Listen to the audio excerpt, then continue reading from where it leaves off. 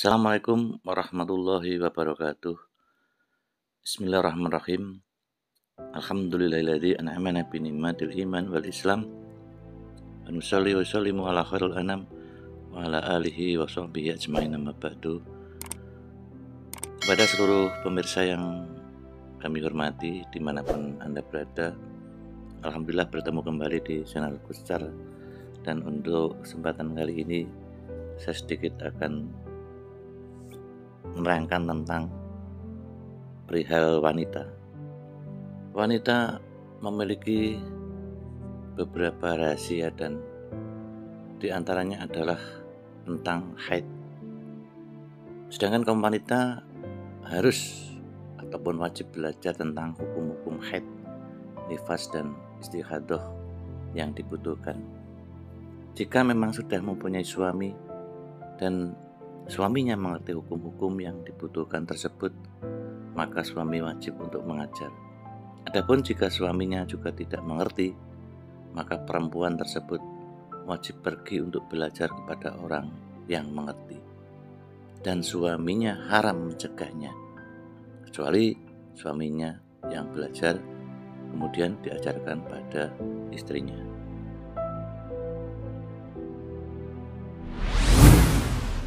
Hal ini harus kita perhatikan sungguh-sungguh, sebab masih banyak wanita yang di luar sana yang sudah haid ataupun nifas atau istihadah, tetapi belum mengerti tentang hukum-hukum yang penting ini.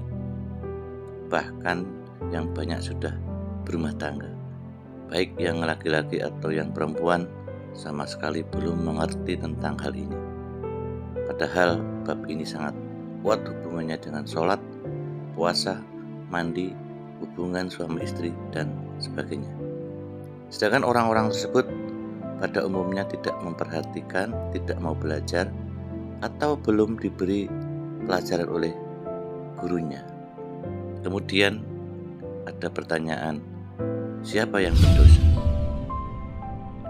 Darah yang keluar dari farji wanita atau kemaluan dari wanita itu ada 3 macam. Yang pertama yaitu haid, yang kedua nifas, dan yang ketiga adalah istihadah. Haid adalah darah yang keluar dari farji seseorang perempuan setelah umur 9 tahun dengan sehat, dalam tanda kutip tidak kena sakit, tapi memang watak kodrat wanita dan tidak selalu melahirkan anak. Adapun darah yang keluar karena sakit dinamakan istihadah, dan darah yang keluar ketika melahirkan dinamakan nifas. Untuk kesempatan kali ini saya akan membahas 2 poin. Yang pertama adalah usia ataupun umur ketika dimana pertama kali wanita haid, dan yang kedua adalah nama lain daripada darah haid. Dan untuk yang pertama yaitu umur atau usia haid.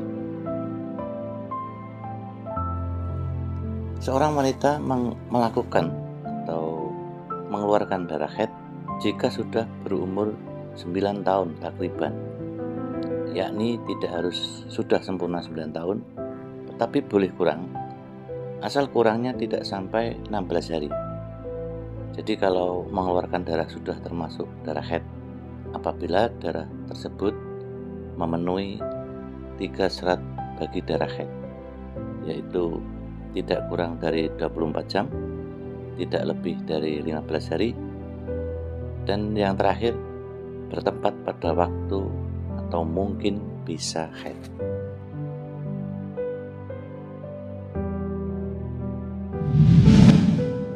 Haid adalah salah satu tanda daripada baligh bagi anak perempuan. Nah, bila anak laki-laki atau perempuan telah melakukan salah satu alamat-alamat tanda-tanda baligh, kalau yang laki-laki dan perempuan mengeluarkan air mani, kemudian usia 15 tahun baik laki-laki atau perempuan, dan yang ketiga itu mengeluarkan darah haid. Nah, semua tahun tahun tersebut harus dihitung dengan tahun Hijriah agar lebih mudah supaya dilihat perbandingan tahun Hijriah dan Masehi di bawah ini. Ini adalah perbandingan antara tahun Hijriah dengan Masehi. Karena pentingnya, jikalau kita menghitung dengan Masehi, ini akan terpaut mungkin kalau awal berapa hari.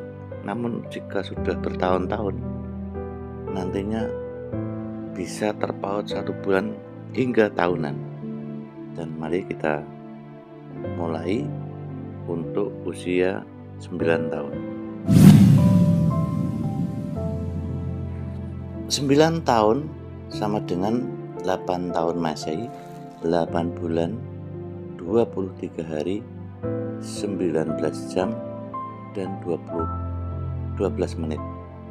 Jadi masuk umur haid kalau dihitung dengan Masehi yaitu umur 8 tahun, lebih 8 bulan, lebih 7 hari, lebih 19 jam, dan lebih 13 menit. Itu adalah perhitungan menurut Hijriah. Jikalau kita hitung terpautnya usia 9 tahun menurut versi Hijriah dan Masehi, maka hampir terpaut 3 bulan lebih. Artinya itu baru usia 9 tahun. Jika usia 10 ataupun 11 tahun, ini akan beda lagi. Kemudian usia balik bagi laki dan perempuan yaitu 15 tahun Hijriah. Andai kata dihitung dengan Masehi yaitu 14 tahun, Masehi 6 bulan lebih 19 hari dan 9 jam. Ini bisa dilihat bahwa usia daripada anak yang balik kalau dihitung antara Masehi dan Hijriah terpaut hampir 5 bulan lebih. Ini penting bagi para orang tua bahwa ketika anak sedang mengadakan ulang tahun, ini umumnya dalam mindset mereka adalah memakai kalender Masehi. Padahal untuk hukum dalam agama Islam dalam syariat yang dihitung adalah dengan kalender Hijriah. Sedangkan poin yang kedua yaitu nama-nama lain dari darah haid. Karena dalam bahasa Arab itu banyak sekali nama-nama dalam penyebutan darah haid. Kalau di Indonesia ataupun di Jawa kadang ada yang menyebutkan sedang M atau mungkin sedang ember, ataupun ada yang mengatakan sedang libur dan sebagainya. Maka dalam bahasa Arab ataupun dalam umumnya orang Arab itu ada nama-nama lain darah haid. Dan apa saja? Mari kita simak satu per satu.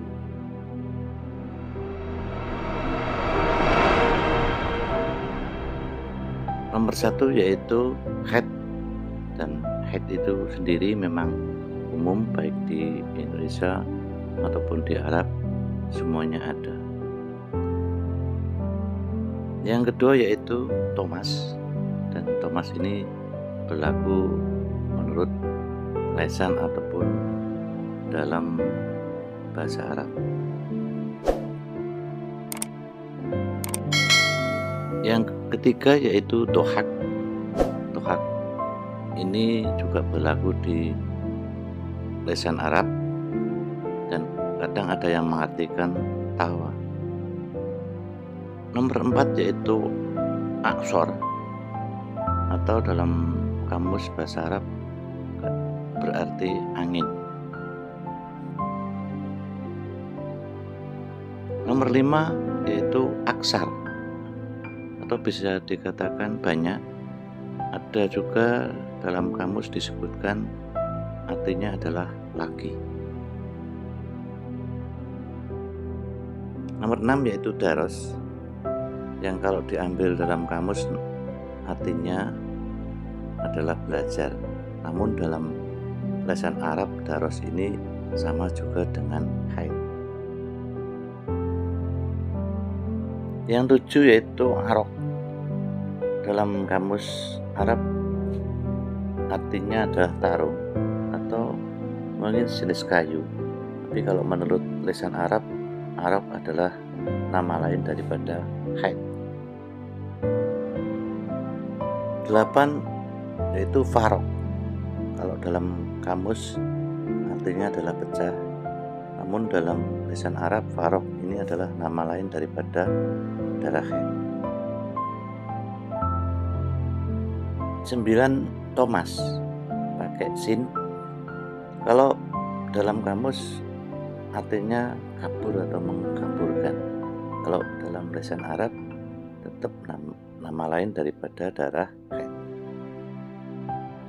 10 yaitu nifas, dan nifas ini juga umum, artinya semua tahu nama lain daripada haid itu nifas.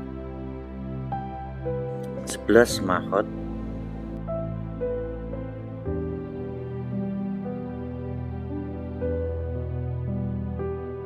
12 mahid, atau yang artinya orang yang sedang haid. Di lesan Arab juga berlaku untuk mahid ini. Nomor 13 daros.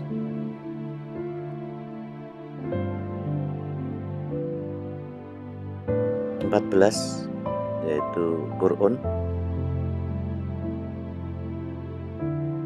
dan yang terakhir yang 15 yaitu adza atau luka atau tatu. Itulah 15 nama-nama lain dari darah haid yang berlaku dari lesan orang Arab.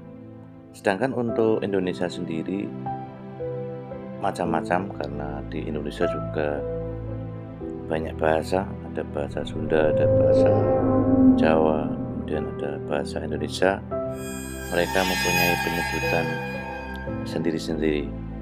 Mungkin itu yang bisa kami sampaikan.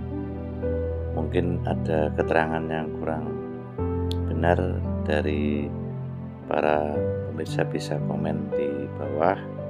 Dan mungkin ada nama-nama darah haid menurut daerah Anda masing-masing, silahkan komen.